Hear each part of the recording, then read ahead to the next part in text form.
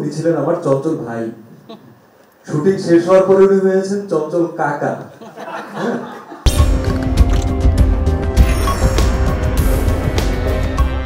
ওর সাথে শুধু আমার একটা ফর্মাল পরিচয় ছিল, কোনো অনুষ্ঠানে গেলে দেখা হতো বা কথা হতো, এটুকুই।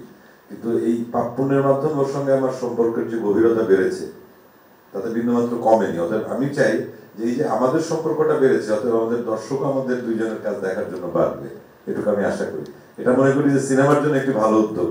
সেটা যদি যারা যারা আছেন আমাদের সিনেমার বড় বড় শিল্পী, অভিনেতা, অভিনেত্রী, তারা ওইভাবে যদি চিন্তা করেন যে আসলে দর্শক তো চায়, দর্শক কিন্তু অনেক কিছু দেখতে চায়।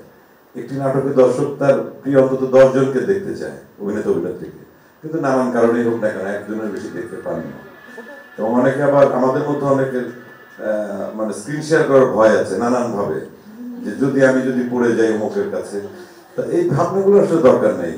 যদি নিজের যোগ্যতা থাকে তাহলে এই কাজগুলো করলে হয় কি, তাতে দর্শকের কাছে নিজেদের গ্রহণযোগ্যতাটা বাড়ে, আমাদের দর্শক বাড়ে, আমাদের শিল্পটা বাঁচে। সিয়াম কি বলতে চাই দেখি এ ব্যাপারে? আমাদের শুটিং এ যাওয়ার আগ পর্যন্ত উনি ছিলেন আমার চঞ্চল ভাই। শুটিং শেষ হওয়ার পরে উনি হয়েছেন চঞ্চল কাকা।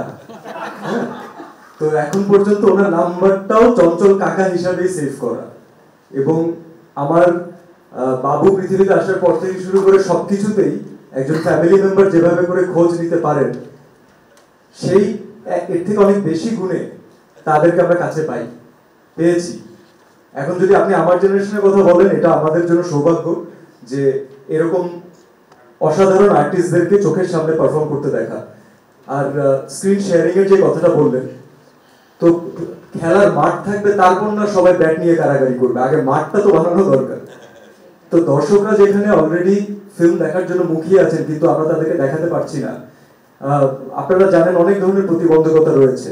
অনেকের একসাথে কাজ করতে গেলে, যেটা চঞ্চল কাকা অলরেডি সুন্দর করে এক্সপ্লেইন করেছেন, আমার আলাদাভাবে বলার কিছু নেই, হারানোর ভয় অনেক সময় থাকে, ছোট হয়ে যাওয়ার ভয় থাকে। কিন্তু আমার কথা হচ্ছে যে অ্যাক্টিং অথবা যে শিল্প চর্চা অথবা আমাদের ফিল্ম, এই পুরো জিনিসটাই তো একটা সৃষ্টির আনন্দ।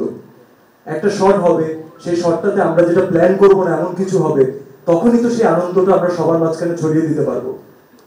কাজ করতে গিয়ে আমরা সেই আনন্দ পেয়েছি, এবং যখন আমরা মন থেকে আনন্দ পেয়েছি তখন আমরা একটু হলেও বুঝতে পেরেছি যে আমাদের অডিয়েন্সরাও হয়তো সেই আনন্দটা ভাগাভাগি করতে পারবে।